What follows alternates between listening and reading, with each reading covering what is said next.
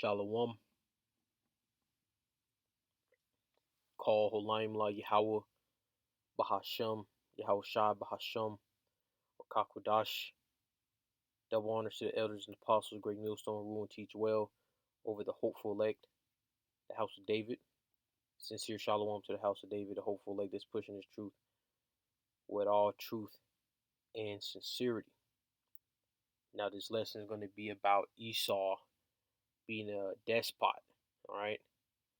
And a despot, got the definition right here, and it reads, a ruler or other person who holds absolute power, typically one who exercises it in a cruel or oppressive way. And that's Esau to the T. Let's go to the book of Job 9:24. The earth is given into the hand of the wicked. He covereth the faces of the judges thereof, if not wherein who is he? And that is talking about the Edomites. Because the earth, rulership over the planet earth, was only given to Jacob and Esau. That's the only two nations given that green light by Yahweh Shai to control the earth. And let's get that. This is Genesis 27th chapter in verse 38. And Esau said unto his father, hast thou but one blessing, my father? Bless me, even me also, O my father. And Esau lifted up his voice and wept. And Isaac his father answered and said unto him, behold, thy dwelling shall be the fatness of the earth. Isaac, which is Yahweh Shai in reincarnation, gave Esau the blessing to control the earth and the dew of heaven from above. So Esau, just like Jacob, because Jacob got that same blessing, but with similar, not the exact same, but the premises of controlling the earth, right? Reigning on the earth. So Esau was given that blessing too. But here's the thing. And by thy sword shalt thou live. So Esau was also blessed with the sword, and to live by it as well. And what did Yahweh Shai also say about the sword? Let's get that.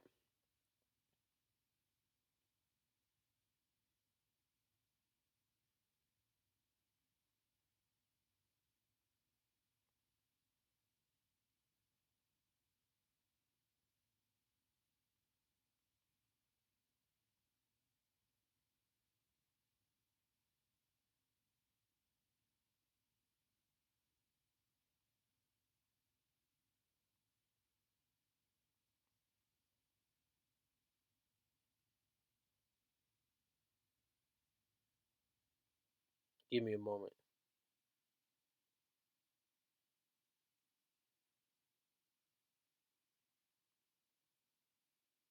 This is the book of Matthew, 26th chapter, verse 52.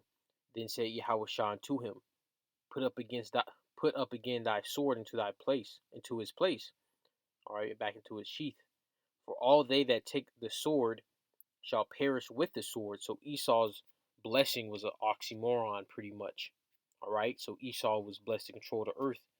Now let's go to Malachi, first chapter, because Esau is the wicked. This is Malachi 1:4. Whereas Edom saith, we are impoverished, but we will return and build the desolate places. Thus said Yahweh of hosts, they shall build, but I will throw down, and they shall call them the border of wickedness. So Esau, Edom, right, is the wicked, because Esau is Edom. All right, Esau is the progenitor of the Edomites, just like Jacob is the progenitor of the Israelites. And just to make the point, this is Genesis 36:1. Now these are the generations of Esau, who is Edom. All right, just making that point, because Esau indeed has control over the earth right now. So-called, and the Edomites are the so-called red man, who self-proclaim themselves as so-called white, when clearly they're red. All right, just and Edom means red people. Esau means wasted away. Why? Because Esau has that mark of Cain, which is leprosy. All right. Now let's get And you gotta ask yourself, why is the earth in such confusion, full of wickedness? Because Esau controls the earth. That's why it's full of wickedness. All right, this is the book of Sirach, 10th chapter, verse 2. As the judge of the people is himself, so are his officers, and what manner of man the ruler of the city is, such are all that dwell therein. So whoever's in authority, the subjects will be like the man that's in authority. So Esau, these devils, the wicked one, that vagabond is in authority. That's why wickedness has spread through the earth, and like the scripture says, from a woman comes wickedness. All right, and through sin through her we all die. And Esau has used the women to spread even more wickedness. We see it now. All right, Esau is the problem. Now let's get verse 3. An unwise king destroyeth his people, but through the prudence of them which are in authority, the city shall be inhabited. All right. The power of the earth is in the hand of the Lord, and in due time he will set over it one that is profitable. Right. So through prophecy, we know that's going to be Yahweh Shai, all right, with the elect on down. And through the prophecy, we know Esau will be that last one ruling before the Heavenly Father returns. A good one, Isaiah 63rd chapter, which I'm not going to get at the moment or during this video period. All right, now let's keep going. Let me keep scrolling through. This is verse 8. Because of unrighteous dealings, injuries, and riches got by deceit, the whole history of the so-called white man, woman, and child is unrighteous dealings, injuries, and riches got by deceit.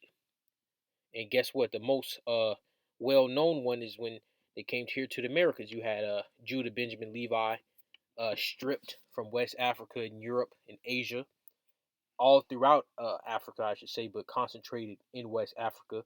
And then you had them slaughtering Gad, Reuben, Ephraim on down, taking their resources, so on and so forth. That's unrighteous dealings, injuries, and riches got by deceit. Esau did not use righteousness to conquer the earth. He used the sword through wickedness. The kingdom is translated from one people to another. That's right. So Esau is going to be stripped of his authority on the earth and brought down lower than what he brought Jake. We're going to bring Esau to an extremely low estate. He's not going to be a despot anymore. He's not going to be ruling with cruel and oppression anymore after this great tribulation. Now let's go to 2 Corinthians 4th chapter and verse 4. In whom the God of this world hath blinded the minds of them which believe not, lest the light of the glorious gospel of Mashiach, and gospel means the good news, who is the image of the Most High, should shine unto them. That's right. Esau has blinded Jake and the whole world to follow after his false light, right? Lucifer goes into what? Esau right now is that Lucifer, which means what? The light bearer. But Esau's light is wicked. It's a wicked light. Let's go to Proverbs, 3rd chapter, and verse 32. Verse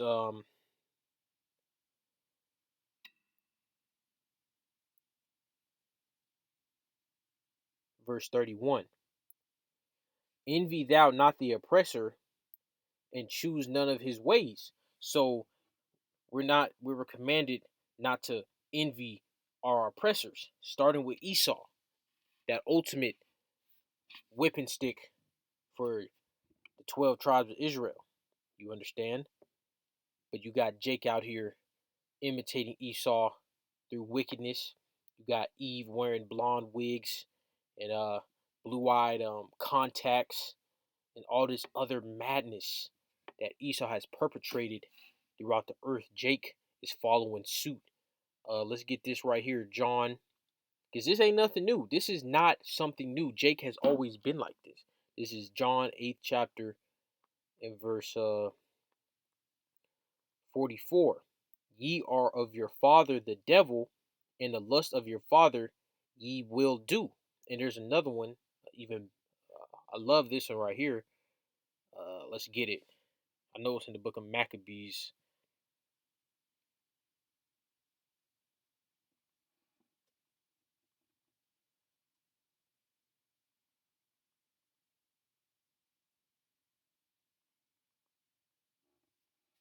This is Second Maccabees 4:15. Not sitting by the honors of their fathers, right? Moses, King David, so on and so forth. All right. But liking the glory of the Grecians best of all. So Jake was trying to jack Esau's swag. Wicked swag, right? Inferior wicked swag. But since Esau was in that ruler seat, right? A ruler who holds absolute power, right? Jake trying to hop on board, especially women, because women just gravitate towards power. That's all they do. They're not loyal, so to speak. All right, they gravitate towards power.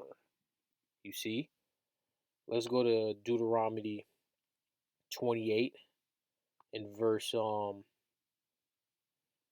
33. The fruit of thy land and all thy labors shall a nation which thou knowest not eat up, and thou shalt be only oppressed and crushed alway. All right. So Jake, Judah, Benjamin, Ephraim, Manasseh, all right, Naphtali have been oppressed by these devils for centuries and still are to this very day. And Jake is okay. Jake likes being oppressed. Jake, what is it called? Stockholm syndrome. Jake is destroyed. The majority of our people are destroyed, and the only way to fix them is more destruction. This is Acts 7 and verse 24. And seeing one of them suffer wrong, he defended him and avenged him that was oppressed, and smote the Egyptian. That go into Moses, uh, putting them paws, putting them hands on these on a Hamite, all right, from messing up his brethren, because Moses was an Israelite from the tribe of Levi. You see, he wasn't a Hamite, even though he was raised amongst the Hamites, right? Because the Hamites are the so-called Africans, and they look similar to some of the tribes of Israel, right? That's why Apostle Paul was mistaken for an Egyptian, and the Egyptians is Mizraim, which is a son of Ham, all right. And Moses obviously grew up in Pharaoh's home, and the scriptures directly say that the Lord put a difference between the Egyptians and the children of Israel because they were both dark-skinned people with woolly hair and curly hair, right? Because the Hamites have like different textures of hair. They'll have straight hair, they'll have real curly hair, or they'll have like woolly hair, all right? Just like the 12 tribes. Let's end this off in Jeremiah the 50th chapter, because uh you got these what do you call them? BOI, I think, black only Israelites. That madness. Let's get this right here. This is Jeremiah 50th chapter, verse 33. And it reads, Thus saith Yahweh of hosts, the children of Israel and the children of Judah were oppressed together. And it's talking about Babylon, man. All right? And it's talking about the daughter of Babylon. Because the northern kingdom, which is the children of Israel, and obviously Judah makes up the children of Israel, but in this context, right, it says the children of Israel and the children of Judah, so that means the children of Israel is talking about this northern kingdom, which was 10 tribes at the time, and then Judah would be Judah, Benjamin, and Levi, which is the southern kingdom, which was 3 tribes. All right, and it's talking about Babylon the Great, but as we know, only the southern kingdom was under slavery under Nebuchadnezzar, that Babylon. This is talking about the daughter of Babylon, which is the Americas, start specifically United States of America. All right. Let me reread that again. Thus said Yahweh of hosts, the children of Israel and the children of Judah were oppressed together. So the northern and southern kingdom were oppressed together in Babylon the Great, the daughter of Babylon. All right, because this is talking about, you know, it being blown off the face of the earth, never to be inhabited again. All right, and we all know that's the daughter of Babylon. Because, well, I'll get more into this. All right, I'm not gonna stop here actually, because I got more scriptures popping up in my head. And all that took them captives held them fast. They refused to let them go. So Esau is not gonna let us go. So let's get this right here. More proof through the scriptures. Zechariah 2:7. Deliver thyself, O Zion, which is all of Israel, that dwellest with the daughter of Babylon. So all of Israel will be in the daughter of Babylon, which is the US of A, which will be wiped off the face of the earth. And that's it for this video. Lord's will. It was edifying. Shalom.